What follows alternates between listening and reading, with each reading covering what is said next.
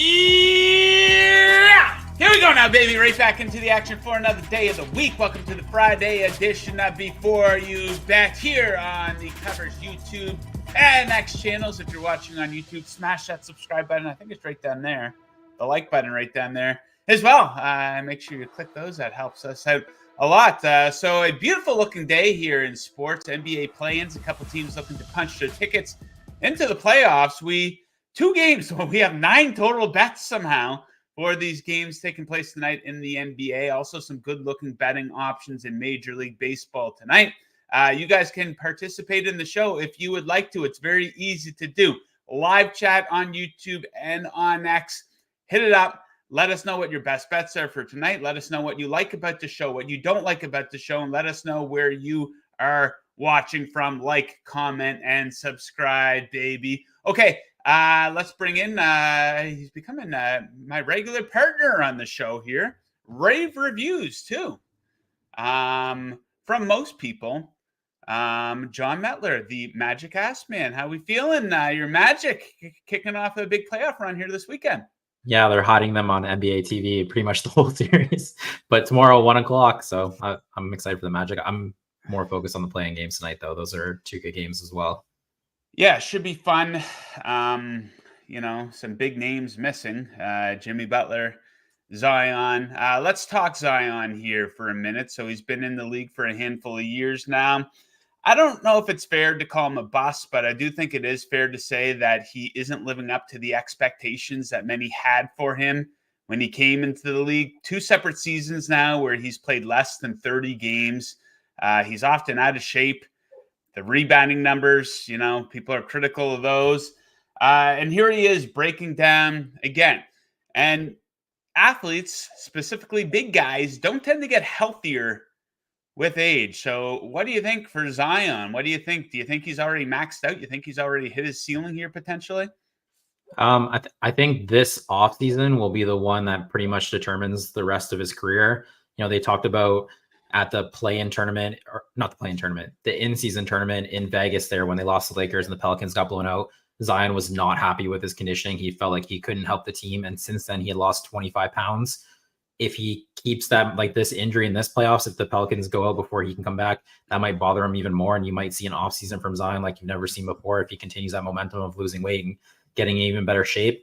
I pretty much just think that's kind of, he's at that point right now. Is he going to go get in the best shape of his life and be dominant? He's had a good, before the injury, he's been pretty good here down the stretch. If he goes and flips the script, and I think he could be all NBA. He's super talented. So it is, I think this is a crucial offseason for Zion Williamson.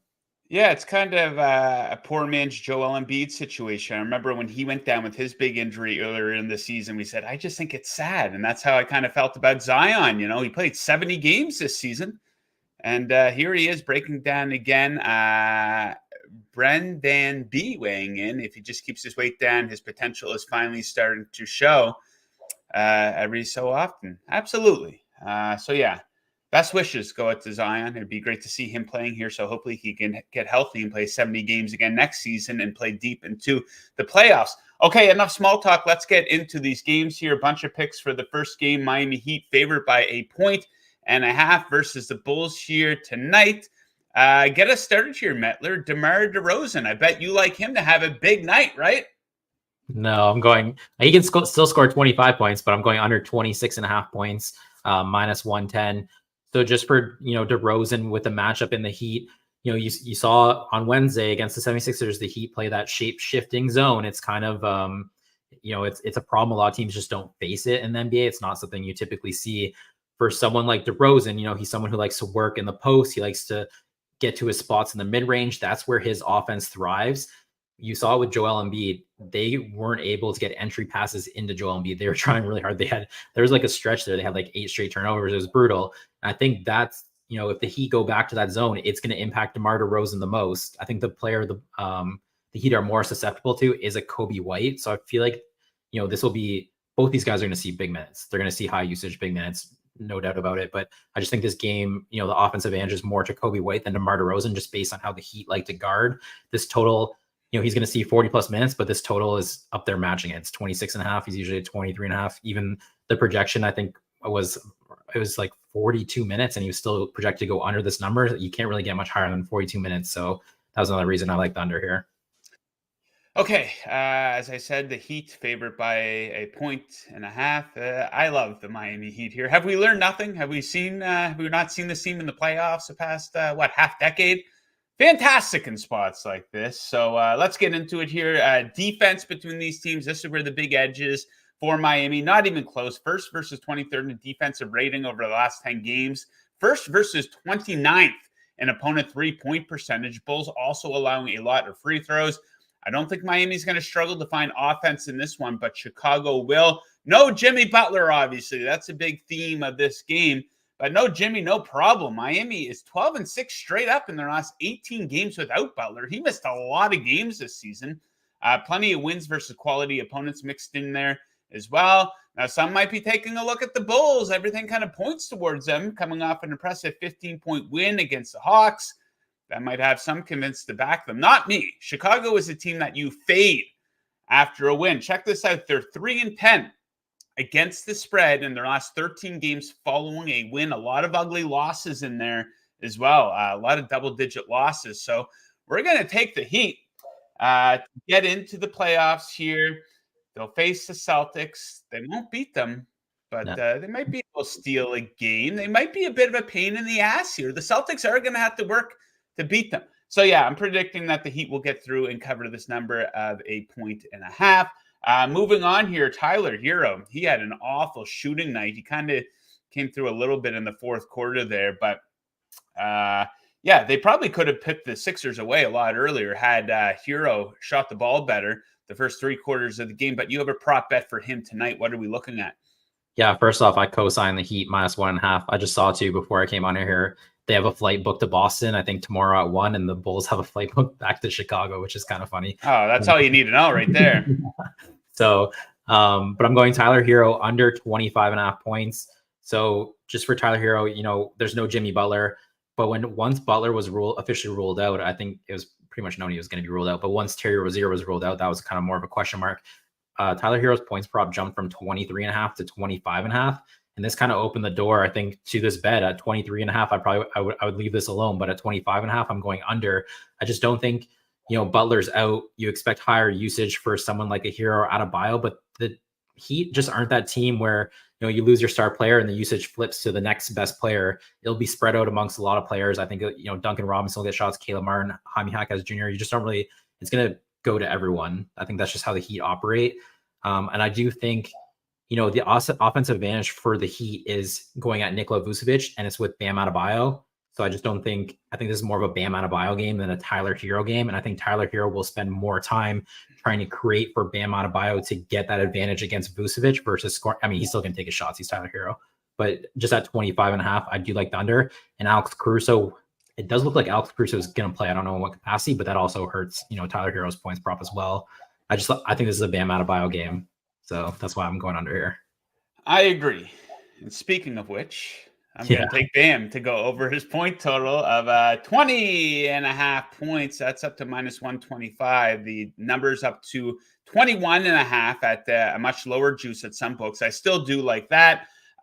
So he does pretty good going head-to-head against the Bulls and specifically Vucevic. He's topped this number in 4 straight head-to-heads against Vucevic for an average of 24.25 points per game. Going to be a lot of shots to go around here with no Butler and Terry Rozier in the lineup. Bam did average 22.1 in games without Jimmy Butler in the lineup this season, including going over this number of 20.5 in 9 of the last 12 without Butler. And obviously potential for more minutes in this one. The season is on the line. We often see him play into the high 30s in playoff games, and more minutes probably going to equal more shots here too, right? So I like Bam to go over his point total. 20.5 dominate in the paint tonight in Miami. One last play for this game, Jovic. What do you like? Yeah. So I'm going Nikola Jovic under 1.5 threes made. I honestly probably wouldn't have even been drawn or noticed this prop, but I had his over on Wednesday against the 76ers. So I was like, keenly watching him on offense. Just, it's hard not to when you have a prop bet on someone. And he's only 20. He's just recently starting here. I just don't know. Like, there's so many times where he got the ball in the perimeter and he shoots just under 40% from three. And you're like, shoot the three. And like they're late to a rotation and he just wasn't looking to shoot at all. So I just don't know if the lights were a little too bright for him. They're going to be brighter tonight because this is like win or go home. Now, at least that one, it wasn't win or go home. They obviously wanted to make the playoffs. I just don't, he wasn't looking to shoot. So, I mean, he could still get buckets, at the rim and stuff like that. The big part of this too is I do think the loss of Jimmy Butler really does hurt Jovic's 3-point prop specifically, because Jovic is someone, they put him on the floor because he shoots 40% from three, but he doesn't create for himself. He's working off of a double team on Jimmy Butler, a double team Adebayo, and then he shoots a three. Well, Butler's out. That's one less person the Bulls have to double team, and it's one less person who's creating a 3-point shot for Jovic. So I think Jovic could maybe get faded here in minutes, and Eric Spoelstra looks at someone who's more of a creator than just a shooter. So that's also why I'm going under on Jovic as well. Okay, that's it for the first game. Producer Dell weighing in the chat. He likes Bulls money line. Now, I will tell you this about Dell. I was in Las Vegas with him over the weekend for the UFC 300 event, and he wouldn't shut up about going all in on the Pelicans to cover as a favorite versus the Lakers on Sunday. How did that work out? The Pelicans got absolutely humiliated. So I don't know if this is a guy that you want to take betting advice from. Okay, so speaking of the Pelicans, they're favored by a single point against the Kings here at home, trying to punch a ticket to get in. Sad face there from Dell. Okay, so we have 3 total bets for this game, all player props. You have 3, I have 1. We'll let you get started with CJ McCollum. What are we looking at for him? Yeah, I'm going CJ McCollum under 23.5 points. These teams just played on April 11th. I played under 24.5 minus 115. It's 23.5. Even money, kind of a relative number when you factor in the juice and stuff. He went over. He had 31 points, but that's not going to scare me away from betting this. And there is even a bigger factor in play. I thought there was a probability gap that night. I still think there is one today, but there's also the factor of Zion Williamson's not playing. And Zion Williamson, the Pelicans have owned the Sacramento Kings this entire season. They really just don't have a defender for Zion on the perimeter or even at the rim. They don't have rim protection. That's an issue with the Kings defense in general. So it leads to a lot of help defense for the Kings have to help on Zion. It's the only way they can guard the Pelicans. That creates open shots for McCollum. McCollum's not going to be getting those open shots like off of Zion tonight because Zion's not playing. So those shots become a lot more, difficult for McCollum. He's going to have to create his open shots. And the same thing that I thought back then was, McCollum has, if you go look at the history, he has big games against the Kings. Those are games against Kevin Herter, Malik Monk. They're not really great defenders. He gets to pick on those guys.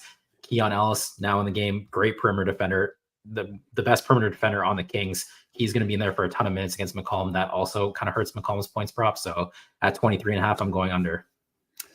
Okay, we just passed over 800 live viewers here on YouTube and on X. Guys, hit up that live chat. Let us know what you are hammering tonight. Let us know if you're backing our bets. Let us know if you are fading our bets. And as always, let us know where you are watching from. As we like to say, we are an international sports betting program. What's going on in Europe? Any European soccer locks that we should be getting in on? Okay, let's keep going here with the NBA. Jonas Valanciunas, a favorite of mine. I think he's going to get involved here tonight with no Zion. I'm going to go over 11.5 points minus 120. How about a little bit of goddamn respect for this man? With no Zion in the lineup, you're setting the number this low, 11.5. So why am I this fired up? It is because he averaged 17 points per game in 12 games without Zion in the lineup this season. This includes going over this number of 11.5 in 8 straight games without Zion in the lineup. And you might say, well, Sabonis, pretty good defender. Well, he's had plenty of success against Sabonis. He's gone over this number in 12 of the last 11 when going head-to-head with Sabonis, including 4 straight games that have all taken place this season. So Valanciunas, I'll be looking for him to get involved in the middle, hopefully get to the free throw line a couple times. Maybe he likes to jack up a 3 every now and then. So hopefully knock a few of those down, make this one nice and easy for us. Okay, a couple of assist props here. It's not a episode of Before You Bet without a couple of assist props here for Metler. Let's start with Keon Ellis. A bit of an under-the-radar play here. What are we looking at? So it's Keon Ellis over 2.5 assists plus 136. We've given out a lot of bets here. For me personally, this is my favorite bet that I'm going to give out. For Keon Ellis, he was starting before their guys kind of got injured. His minutes have been elevated since Kevin Herter and Malik Monk have been out. there's always kind of been that question mark of, does Mike Brown truly trust Keon Ellis? You want to go after his props. He is seeing elevated minutes, but you're not sure.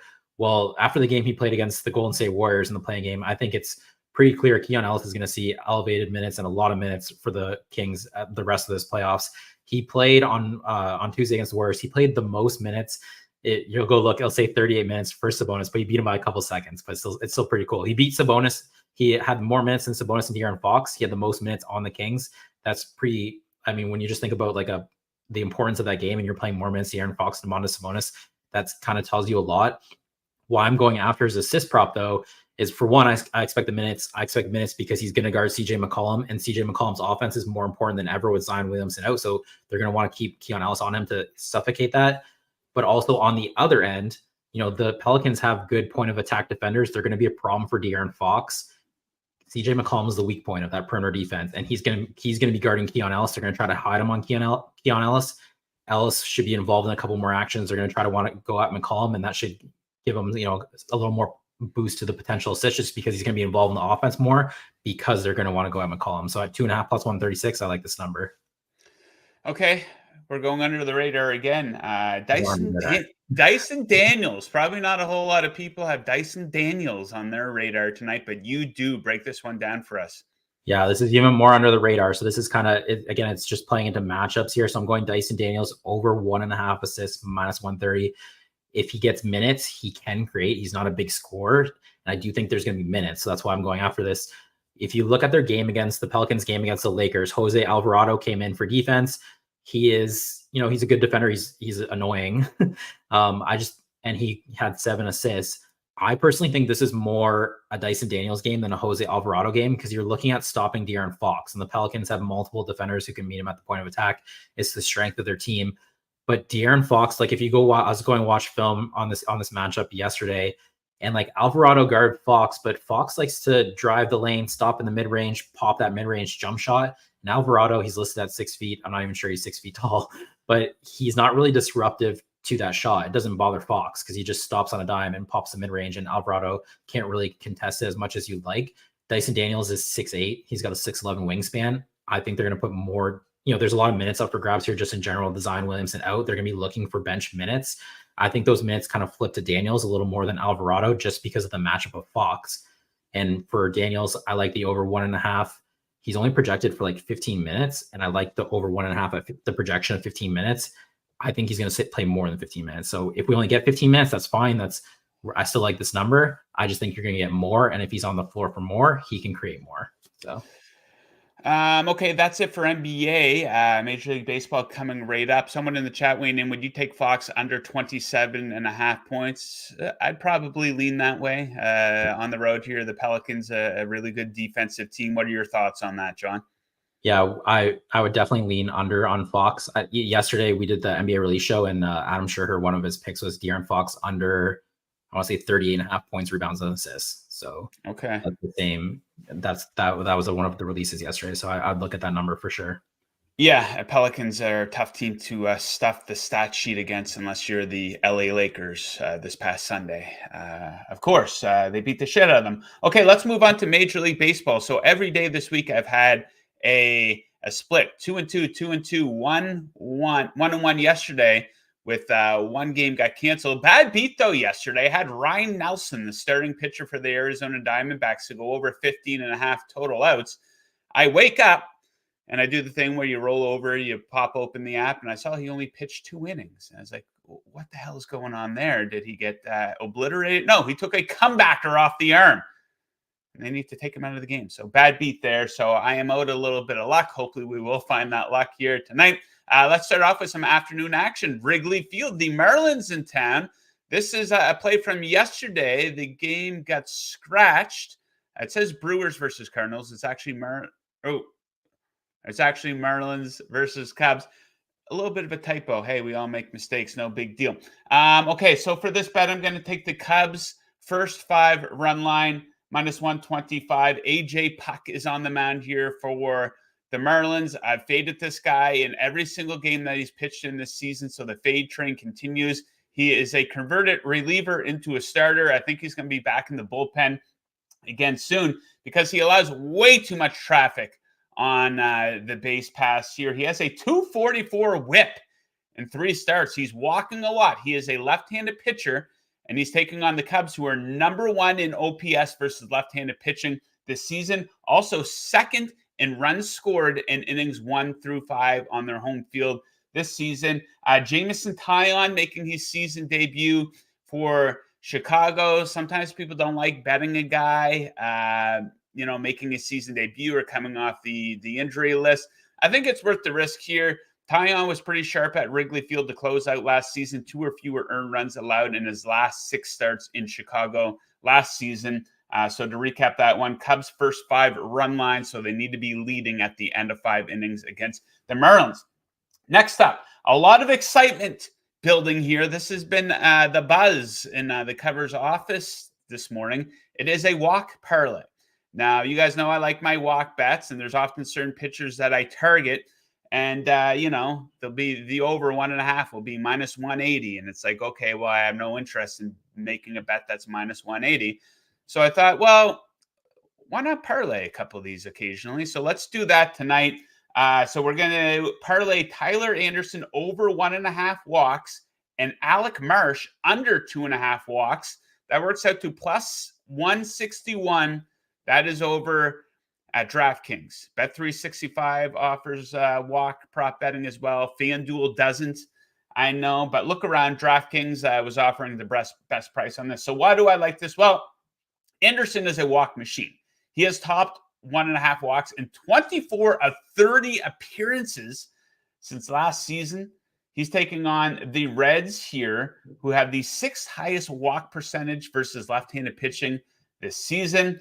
And then we check out that Alec Marsh. I don't know where they're getting this number of 2.5 for Marsh, because he stayed under 3 walks in 10 of his last 11 starts going back to last season, including this season. 1 walk in each of his 3 starts this season. And this is beautiful. He's taking on the Orioles. Now, you might think, hey, good offense here for the Orioles. They don't walk a lot. Specifically versus right-handed pitching, they have the lowest walk percentage in all of Major League Baseball versus righties. So to recap that one, Tyler Anderson over 1.5 walks with Alec Marsh under 2.5 walks works out to plus 161 over at DraftKings. And we're going to bring things home with Kyle Gibson of the St. Louis Cardinals. There we go. We're fading this guy tonight. Going to take under 17.5 outs recorded, minus 125. Bet that one over at Bet365. And we are bucking this trend. You might look into it and say, well, Joe, he's topped this number in all 3 of his starts this season. I would argue that he's had way too long of a leash. I'm going to hope the Cardinals have learned from his first 3 appearances, because it's been a rough start to the season for Gibson. 6.16 ERA, a 6.41 FIP. Could argue that he's getting lucky too. Batting average and balls in play against them of just 241. Regression might be coming in that regard, because he's allowing quite a bit of hard contact as well. And bring this one all together. This is a big challenge for him tonight. He's taking on Milwaukee, the Brewers. They rank 2nd in OPS versus right-handed pitching.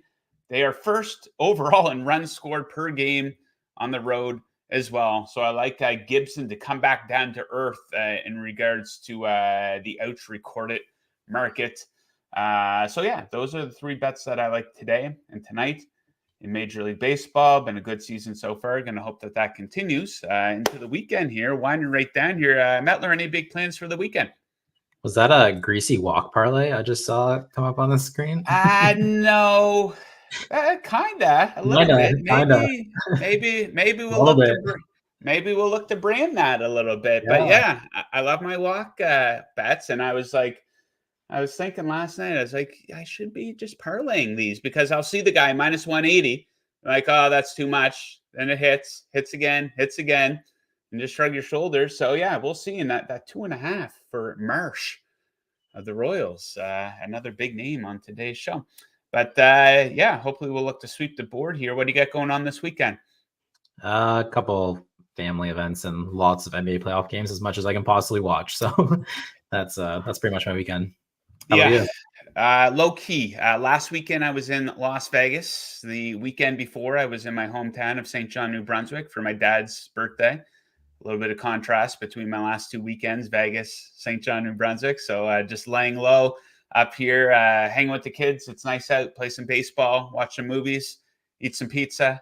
Might have to get some beer mixed in there as well. So it's going to be a low-key weekend. Looking forward to that. Hopefully cash some bets here. NBA playoffs, baby. I'm pumped for this. It is a good time of year to be a sports fan and to be a sports bettor. So make sure you guys are subscribed to the Covers YouTube channel. We're going to be all over all of it. The NBA, NHL playoffs, Major League Baseball, the UFC, the Kentucky Derby's right around the corner. We're doing the weekly golf betting previews. Everything that you need to know for the world of sports betting, you can find it right here on the Covers YouTube channel and, of course, covers.com. So, John, thanks a lot for joining. Best of luck with your bets tonight. I'm sure you're going to be pumping some out over the weekend as well. Fair to assume? Oh, yeah. With all the NBA playoffs, for sure. Absolutely, yeah. So make sure you give our guy a follow there over on X, kicking ass for us here at Covers. Thank you guys very much for tuning in today. If you're watching the replay of the show, hit up the comment section down there. Let us know what your best bets are for tonight and for this weekend's NBA games as well. Thank you guys very much for tuning in. Best of luck tonight, and we'll see you again on Monday. Woo!